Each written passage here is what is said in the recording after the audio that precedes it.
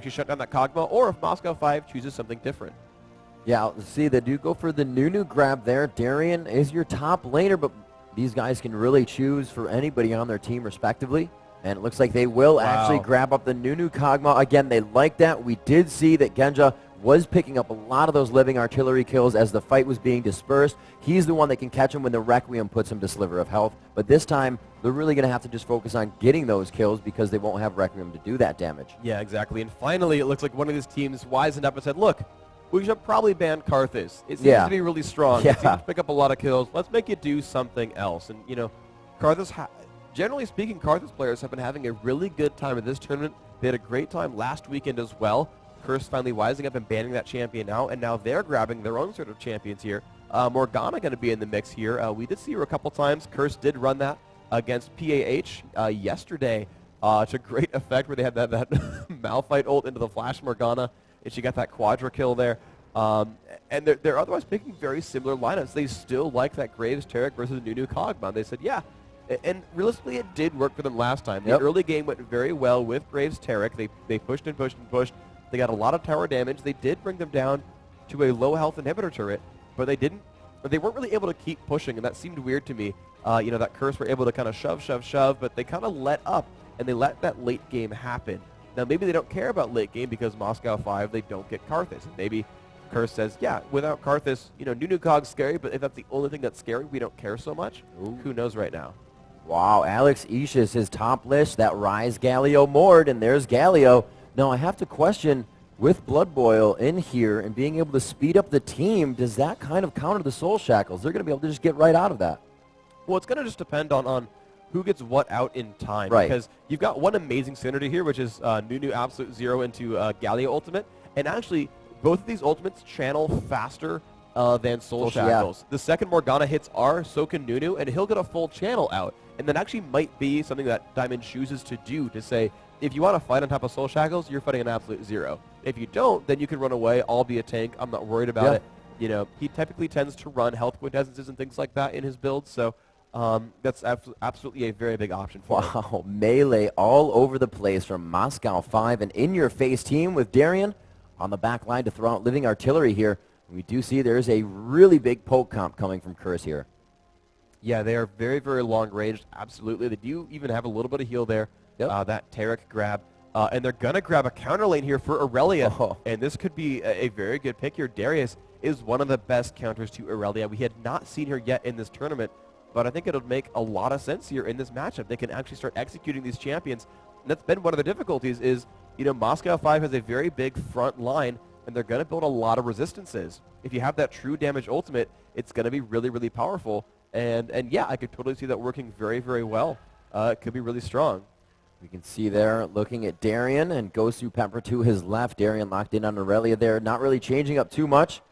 Gosu jumping out. These guys are saying, wait, from what the composition we just saw, I don't think I have the room page I want. Whoa. Yeah, he actually messaged me, Diamond. He messaged me saying, hey, I need to remake for runes. Don't worry about it. The composition is kind of back and forth there. And with Darius going top against Aurelia, that's going to be different for her. Obviously, just really a defensive lane, but that bleed is really going to help tick down into the health Aurelia is getting back from the attack. I mean, Darius really is one of the best options against Aurelia. You know, she's going to be a little bit safe, probably try to last hit only with Blade Surge and immediately run backwards.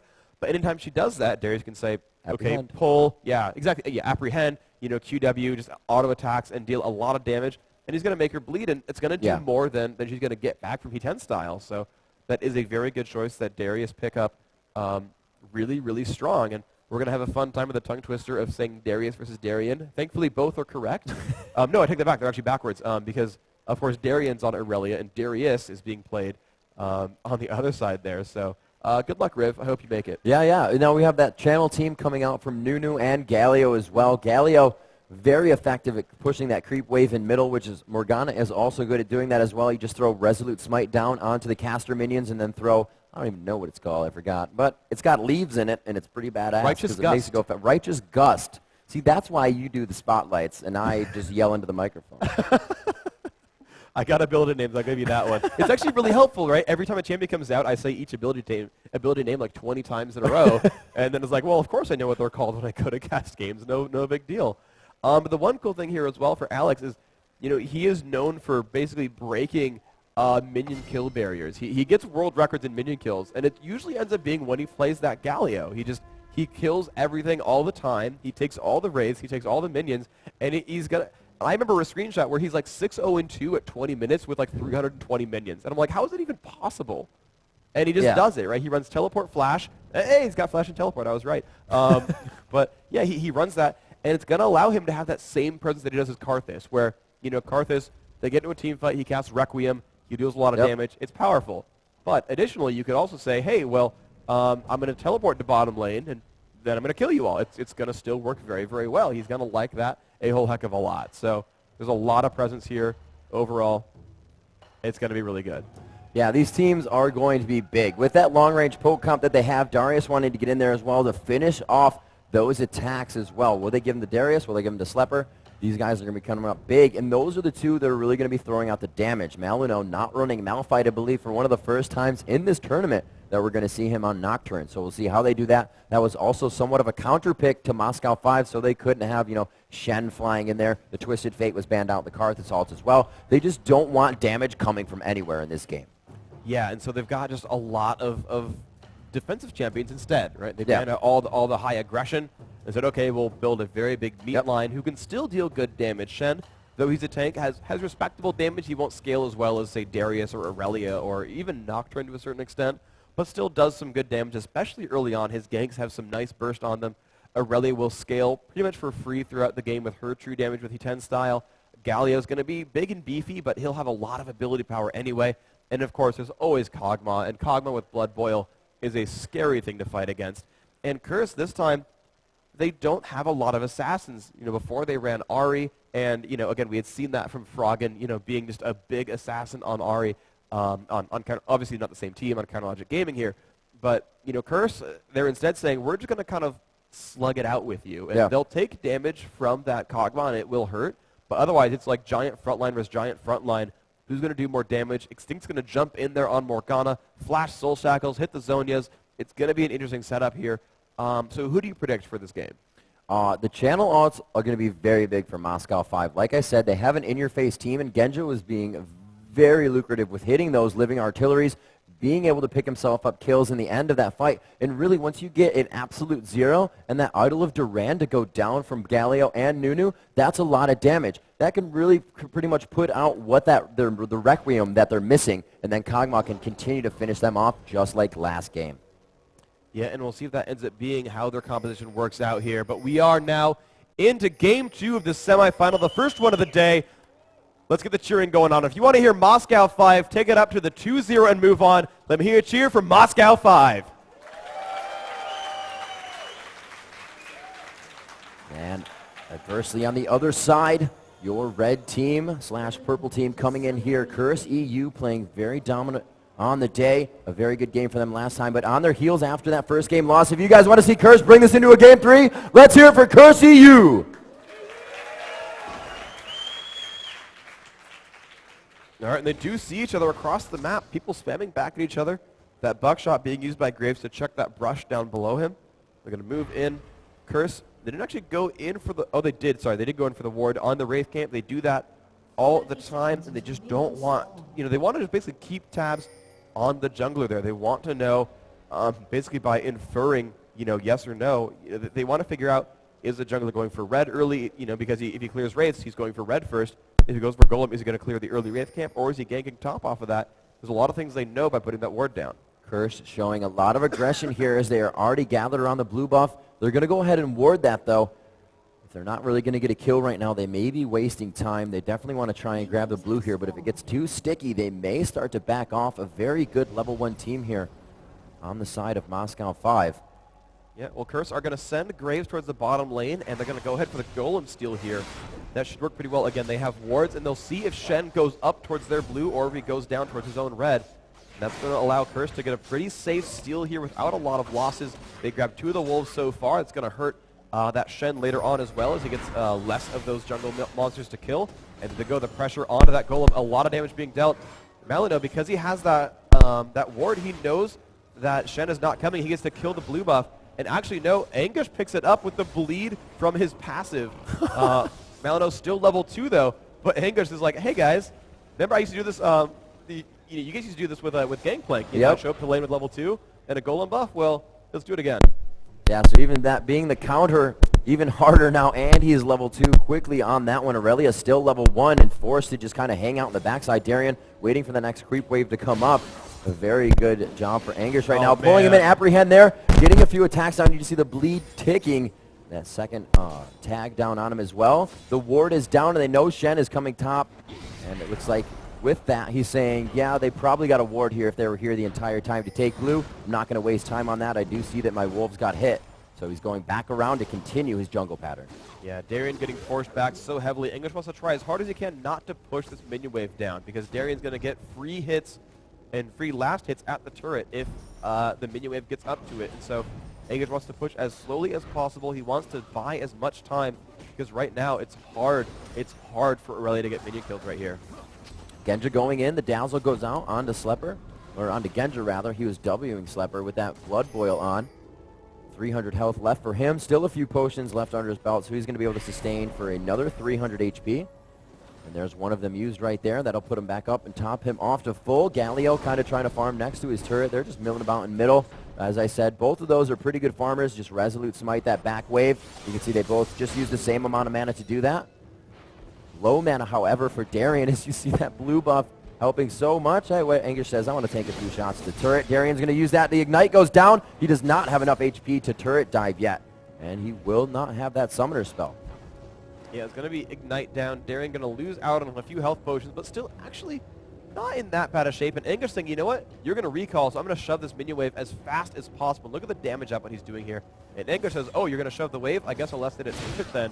And they're kind of playing mind games with each other then. Oh, look at Nocturne. He sees him in the ward, and he's actually going to come over the right side in the wing. He finds him in the bush right there. Anguish trying to push forward, but he taunts him into the turret range. Anguish taking 3 shots from the turret, is forced to get out of there. Blue buff almost being donated over. Wow. Very smart play by the jungling of Curris. Maluno coming in. That was really, really nice. Diamond with a great taunt. He forced Darian to attack, forced Anguish to attack him, which meant he pulled turret aggro. Darian immediately chained that with his equilibrium strike there, and of course getting harassed so much meant it was a guaranteed stun, and he forced the flash away. So now Anguish, without any summoner spells, of course was saved by Maluno there, but that was about it. Still both taking so much damage in that fight. We see Maluno using that to his advantage, goes back down and hits up Wolves again to just leave one of them. Extinct coming around, and we see them just grabbing up each other's resources right now. Curse is denying jungle so much so early in this game. It's still 0-0. Everything is tied at 5 minutes. Yeah, 15 to 20 on those minion kills there. Anguish jumping in onto Darian. A lot of damage being dealt. Look at that. Darian getting forced back. Now has full bleed stacks, and Anguish will chase down if he has the movement speed. So much damage. The slow goes back. And Aurelia with just boots and nothing else, whereas Anguish does have that ninja tabby. It's not going to take exactly a lot of damage here from Aurelia. It's like Shen still milling about in the jungle. 19 creeps to Nocturne's 23. These guys are still kind of keeping it close. Shen, however, going back to get an early Doran shield, helping him sustain a little bit with that HP regen, getting a nice ward out for the bottom. They do know that Curse is all about that M5 jungle right now, so they're saying we need early wards, we need them in the river, we need to know before they're even in our jungle. One by the Wraith is not going to do it. They'll already have time to steal Wraiths. We need that early advantage. Yep, and so we're just seeing them kind of go back and forth, try to kill everything they can. And the farm right now, Curse actually winning by 200 gold, so just by outlaning Moscow 5 so far, they've built themselves a bit of an advantage. That bottom lane now starting to shove toward a Moscow 5's base this time. Malino waiting around in the brush. They want to shove one more. He could sneak in now. Nudi's been shoved away. He could sneak into that. Oh, but they warded him. Somehow they know. And Moscow 5 said, or they pinged and said, we know that Nocturne's down there. We're going to give that one up. No thanks to you. They've kind of stabilized that lane again. Looks like Alex turning back to lane here. He did get himself the Chalice already. Top gank coming in. Half-minute Chalice. We do see Extinct moving up top, but that lane a little bit too pushed. And not with vision, though. Anguish is going to go down. And that actually, their blue buff should be up in about 15, 20 seconds right now. So we can see Anguish is like, hey, I want to take this again. Good warding going down as well. They just throw down 2 wards in the jungle of Moscow 5. Wow, so they're just constantly holding up this vision. It's very, very good for them to do this.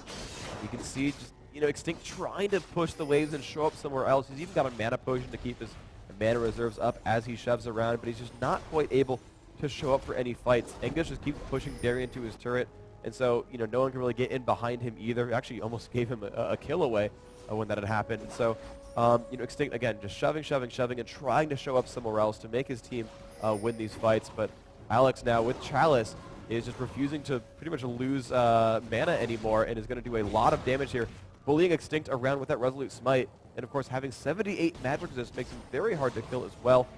And here we go, Malino going again for a steal on this Golem, and Extinct coming by to help that. Darius shows up as well, and here comes the rest of the team. A 3-on-3 fight. Both sides have been warded out there. They will not quite land on a shade. He's going to dash away. Smite's going to grab that. Malino's going to get that one for free. Darian stuns up Angus. This could be a fight. Nope, everyone's going to back off. And just a great stab here from Curse. Taking a page from Moscow 5's book and stealing away these buffs as they respawn. You know, that was a great almost initiation there. I was thinking, why isn't Alex going in for Idol of Duran? But there was just a little too much AoE on the side of Curse for that fight. And it was really good for them to just pull back. That was not a 3v3 that they wanted to fight yet. We do see this huge aggression coming from Curse. Very TSM-esque. But they really didn't get the counter jungle on early, except for that blue buff. They were able to come out, and now with all the wards, they're playing super aggressive lanes. They always know where Diamond Prox is. He is not level 6 yet, so they can push as much as they want without fear of the jungler coming out of anywhere. Yeah, although I think Angush, you know, I don't think he's dominating as well as I think he would have hoped so. Right. The minion kills 55 to 52. He's not really destroying Darian's gold income. I mean, you know, the early attempt for the kill didn't quite go in, so, you know, a good survival there. But, you know, normally you would have expected Darius to just completely shut down the gold income. That hasn't been the case here. However, though, that team overall Curse, they've now gotten both golem buffs. I think, again, I don't think anyone's actually had one yet. So on Moscow 5, that is a very good set of control that's going to give them a really good advantage in this game. You know, that will be big, too, because Galio, not exactly the best last hitter with his auto attack, focuses on that Resolute Smite. The tether goes down, gets the shield off as well, and he's able to dash out of that one safely. Malino, ultimate now down for Nocturne. They'd be pretty safe all around for a fight initiation. The wards for Moscow 5, really because of Nocturne, have to be placed a little bit farther out because of that quasi-global ultimate. So you got to really change up your warding position when playing against somebody, well, Nocturne jungle. Yeah, we're just seeing, though, Angush still just shoving this top lane. We're just watching Darius just kind of push, and Darien on Aurelia is like, okay, I'll freeze this wave right in front of my turret. You can't dive me. You being a bully doesn't matter if I have a turret to back me up. Yeah, he takes some damage that does hurt him a little bit. Actually, a really nice set of aggression there. Ignite going off, trying to make that even scarier. Just doesn't quite matter, though. Darien really just not taking too much damage. Angush is not dominating this lane as well as you would hope. This bottom lane, check up on the minions right now. Actually, a stun on Agosi Pepper, taking a lot of damage right now. The flash, the exhaust is on. Slepper still chasing down. The teleport coming in onto that ward, and Alex is going to be in up behind them. Zinnik taking a lot of damage, and there is the taunt as well. Can Alex do enough damage? Ult comes out from Kog'Maw, a lot of damage. There's a stun. Alex, his Q is up, and there is first blood picked up. That teleport to the ward, exactly what they needed. A very nice job there, Alex, locking them down with the Galio ultimate.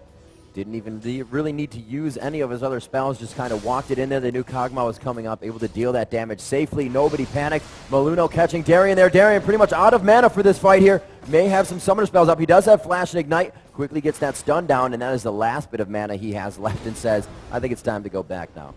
Yeah, so he's going to recall back. Unfortunately, Angush was not quite in lane in time. He was 10 seconds away from turning that into almost a guaranteed kill. As Aurelia had to land that stun to escape. Yeah, she had flash, but I still feel like he could have flash apprehended and made that still a very available kill there. Even so, he will try to shove this one down. Goes for a fast phage, wants to get a lot of crowd control into that sort of setup. And of course, if he can pin Aurelia down with that phage, he's going to have a very good time of killing her. Genja doing a great job of poking with living artillery, getting, that is Slepper caught up in his minions. A dodge there by him. Slepper able to dodge with quick draw, so it's not too much, but does he just want to use that to keep dodging if Genja's going to be so aggressive? Genja holding off now with that as he is low on mana, so Slepper kind of easy to farm here. Genja just using that to last hit.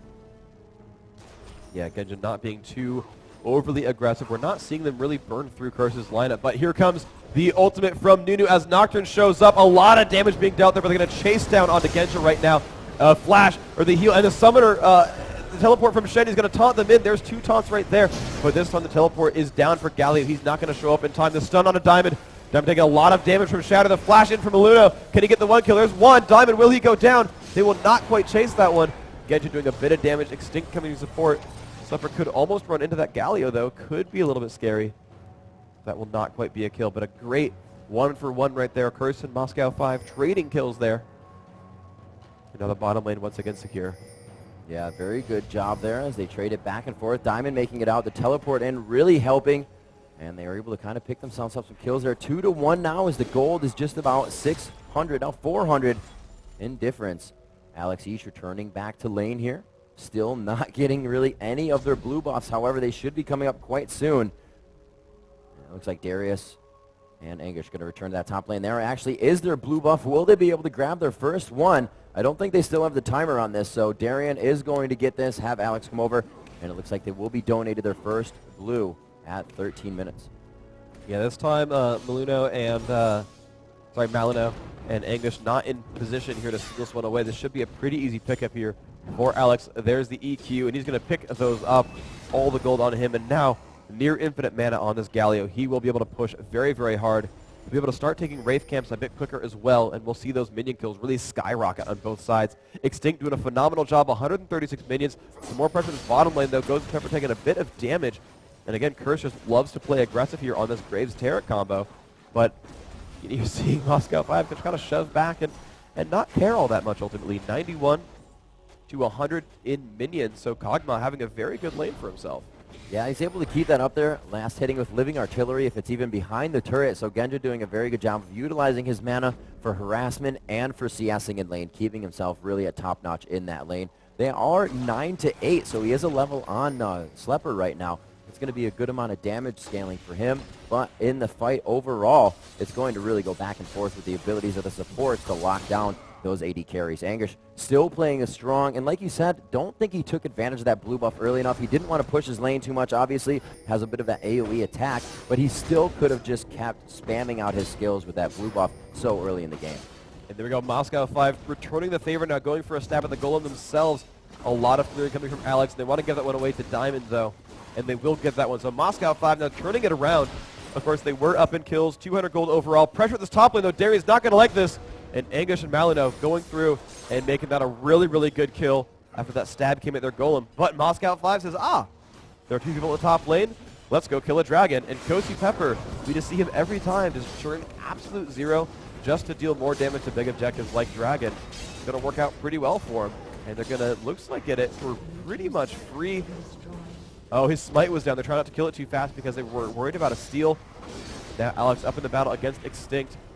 His Q's going to come up from cooldown, and he's going to ult first, though. Here comes Kosi Pepper. The slows are everywhere, and this black shield will just block off all those slows, and here comes the ultimate. So much damage coming out. Extinct getting a little bit of health back, and the stuns are massive, but the slow is going to be too much. Moscow 5 picking up another kill in that mid lane. Very nice job there by the 3 of them. And it's good for them. 3-2 now. Gold is only at a 300 gold difference. These guys are really getting some items under their belts for the recipes. A Hex Drinker onto Darius, as well as a Phage, that needlessly large rod going onto Extinct, so he's going to get a little bit more damage out of there. The Chain Vest next into his Zonias. Probably going to stay in lane for that entire gold amount.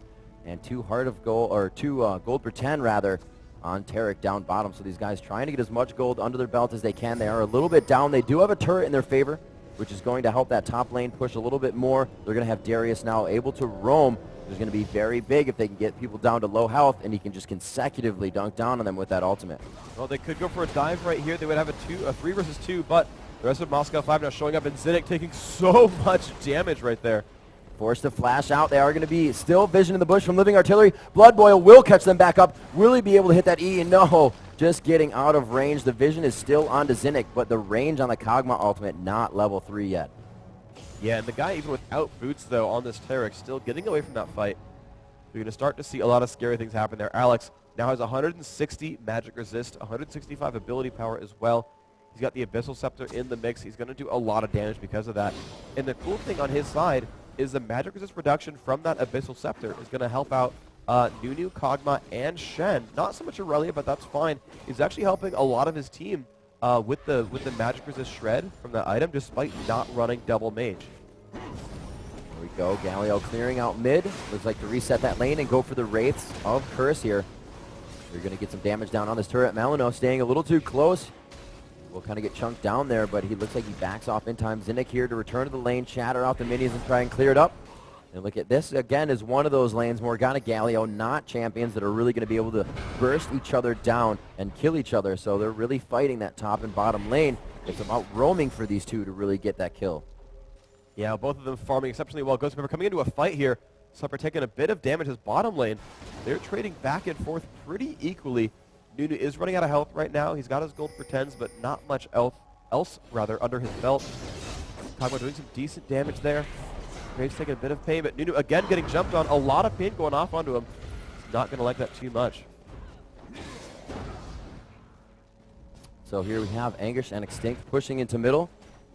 And we will have to see what they can produce for something. No, it looks like they're going to go down towards some bottom aggression here. Genja, not too much mana. You see he's staying in lane, though, with that Blood Boil on him, which means Nunu is close. That kind of gives that away. They did see him, however, walk towards the bush, so it's not magical that they know Nunu is there from Blood Boil. They will, however, be able to tell. Darien pushing that top turret, and they are going to be 1-for-1 on turrets now. 18 minutes, 30 seconds into the game. Yasuchi Dragon coming up quite soon as well. Darien getting pushed now. Malino and Anguish both pushing in here. If they have run like Kikis, man, he's going to be able to make it out. He's going to be okay. A nice move there from Alex to show up and support his teammate in case anyone came for the flank. He's going to go back into this lane and just shove out these minions once again, just getting so much gold from these pushes. You can just see Alex just, racking up these minion kills here. Then to see if he makes a move. His teleport is up. If anyone goes for any sort of unwanted aggression, he can show up and make that fight better. Speaking of aggression, this bottom lane, Zinnik and Nunu is going to go for the ultimate. Zinnik taking a bit of damage there. They're still chasing in. Can Genja do enough damage? Because Slepper has turned around with the Ignite, doing a lot of damage there, but he is going to get forced back, and it looks like it's going to be okay once again. But these sides just trading damage back onto each other over and over. Doing a very nice job now. You see, quite low on the bottom. Genja actually trying to get in on Slepper there. He tries to shut down Vision. Both low on mana, both a little low on health, but that half mana bar is very much in favor of Slepper, especially with a Maluno coming top here.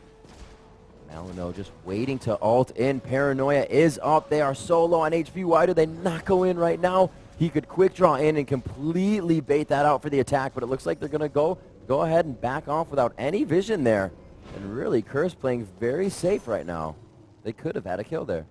Yeah, that absolutely was a possibility. The Summoner heal and Flash were up, so maybe that's what they were afraid of there, that Genja could have kept himself alive. That's a good point. I mean, burst damage is burst damage. Sometimes it's going to work out for you. Genja still staying in lane and would even in more position, but they have a ward in that tri-bush, so he knows he can kind of put himself towards that top side and be safe. Anguish now roaming around as he still has some creeps to farm top, but it looks like Dragon may be coming up, so they're going to start moving him down towards bottom, and they're going to start looking for this next objective here. 20 minutes into the game, it's 3-2, and it's still anybody's. We saw last game going back and forth. 2 Barons were necessary for Moscow 5 to really bring it back into their favor, but it seems they have a little bit of early control over this game as opposed to last, and there it is. The Paranoia coming in. Slepper taking a good amount of damage. His mana goes down. He may not be very useful and is forced to flash out of this fight. Darien is locked up by the Dark Binding. That Tormented Soil shredding his magic resistance. 2 kills coming up for Moscow 5 there. They try to flash away from the Soul Shackle, and it is Curse forcing out Moscow 5 on the fight now after losing 2. Very nice Idol of Duran from Alex Ish to quickly turn it back. Nice job, Anguish picking up a kill onto Aurelia there, giving himself a little bit more gold. Hex Drinker really giving him some sustain there and turning around the fight. Alex says, I still want to chase. A flash out of Resolute Smite. Righteous Gust keeping him with speed. And a Dark Binding from the left side would have stopped up Alex there. So in a 2-for-1, a very nice job coming out by Moscow 5. Yeah, very good. Close fight. 2-1 overall. They went up. Darien with the last tick of Ignite managed to chop down Slepper at the end there. Anguish came back with that one execute picking up Darien, but ultimately, yeah, 5-3 now. Moscow 5 building up an early game lead. This is kind of a scary situation to be in because their late game is still very good with Galio, Aurelia, and Kog'Maw in the mix. So Curse, their early game is very good, and they got outscaled. I'm worried about their scaling this game as well. It's looking a little scary for them. Of course, they can always chain kills together. Again, I think they want to rely on Darius just to be a big executor and chop down these big, high durability targets in the end game. And that could be enough for them if they can make that happen. we are moving down. Darien moving into the bush. They don't have vision there, but both teams do have an Oracle, Malino and Diamond Prox. With that, they don't have vision on Dragon right now, and they're somewhat in position to take that. Nope, Extinct just back. If they're really to go for this, it's going to be quite dangerous. So that Dragon at 28-24 is going to be your next one. 190 gold globally going to that team of Moscow 5. More than happy to grab it, putting finally a gold deficit that matters. 3,000. It's not that much, but it's more than the 300 just previously a few minutes ago. Alrighty, let's see what they can do, though. This gold lead is growing a little bit for Moscow 5. You know, of course, those Dragons have been helping. And, wow, they're even going through their own jungle and just taking up more and more monsters. Looks like they've seen a little bit of aggression here. Anguish is jumping up. They're doing a lot of damage to Darien. The Apprehended in there as well. Going to get stunned up. Ghost Pepper shows up, though, for that Ice Blast. And that is a 4-second long slow. Anguish really getting slowed down here. But Curse going for a 3-man push because this minion wave. And Moscow 5 aren't really ready to stop this. They've got a little bit of... Oh, there's a nice stun coming up from that Morgana. And Darien's going to lock that one up a little bit. Some good damage being dealt. But now getting CC'd up in that turret's going to suck really hard for him. He's going to drop down. And there comes Alex. He's trying to wait out these spell shields and pick up the taunt. Can he land it? He's going to grab Morgana. It's going to be pretty difficult for her. There's the taunt. Nice kill pick up there. Ghost Pepper running forward, trying to pick up Malino as well. And the Ice Blast is on. Malino's going to go down. Double kill picked up for Galio. And very, very good patience on both sides there. He did not ult while those spell shields were on. Now Moscow 5 jumping in for the Baron attempt. Ghost Pepper again immediately triggering his ultimate, trying to bring that down faster. Yeah, they do have Tarek and Graves coming in here. Now, if they can kind of stop and mill about this, they're obviously not going to go for a full Baron fight. But it looks like Moscow 5 is. They say, you know what, they want to try. We'll get this and Baron. He flashes out. Slepper is forced to quick draw over the ledge. And Gosu says, don't worry, I'll keep the stragglers away. Looks like we're going to grab our first Baron of this game. Moscow 5 keeping Baron control throughout these two matches in this best of 3. And wow, this is going to be a very big advantage for them. 9-3 in kills, 4,000 gold to lead, and there goes Baron. Now it's a 5,000 gold lead, almost 6, and they've got a very big buff on themselves. There is no way Curse wants to go for a fight here, which means Moscow 5 can kind of dictate the pace now. If they want to slow it down and wait for late game, they have 4 free minutes of control here. If they want to go for a push, well, they've got 4 minutes of being superior, and they can really push for it if they want to. Got, I believe it was a 35-21 on Baron that it will be coming up, or 33-21 rather. Yeah, we got a little while up until that spawn, of course. 7 minutes for Baron. 30 seconds done right now, and so we'll see in 7 minutes if that ends up being a big point of contention, or if Moscow 5 will continue to drive this game and they become kind of untouchable here. Angus shoves that top lane a little bit, has that Maw of Malmortius in addition to that Phage. He's going to be pretty powerful right now. A lot of attack damage on him. We're seeing Curse getting pushed back a little bit here. And they're going to try to regroup because I think Moscow 5 are getting ready to push here. Alex Ish able to now one-shot most of these minion waves. And that's going to make it very easy for the great push. taunt onto Anguish. He is going to get the Void Ooze down. Does he have enough room to get over to the wall? Hex Drinker coming up for himself, and he does stay alive. Oh, Blade Surge in, and it is going to be Darren to finish off that one with the assist. Coming from Shen and Kog'Maw. Very nice for them.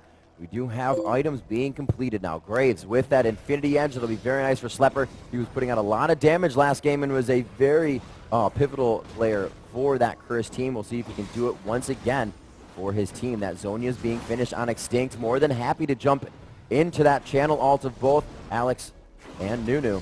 With that Zhonya's on, they are going to be able to take down this middle inhibitor turret. The Baron now coming into play, way bigger than last time for Moscow 5 in last game. They are utilizing this one to the fullest. 2 turrets right after Baron consecutively, and they're going to be knocking on the front door of Curse's base.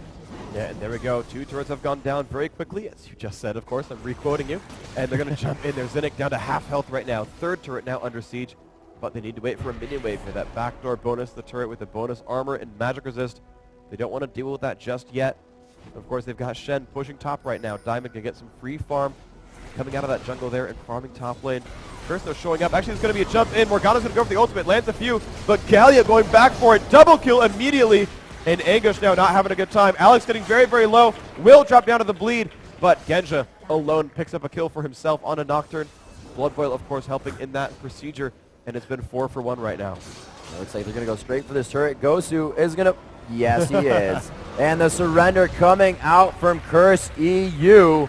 Moscow 5 showing dominance in the first game later and carrying that quickly into the second game from the minute 1. Yeah, phenomenal game by them. That first one, a great comeback. That one team fight turned it around. This time, they really never let up. They were pushing and pushing and kind of winning almost every fight the entire game. They looked like the Moscow 5 that everyone fears, really. Yeah. You know, it's a team that came in as a very heavy favorite. Very few teams have ever really beaten them in a match, and you know, even more difficult to do that in person on a LAN setting.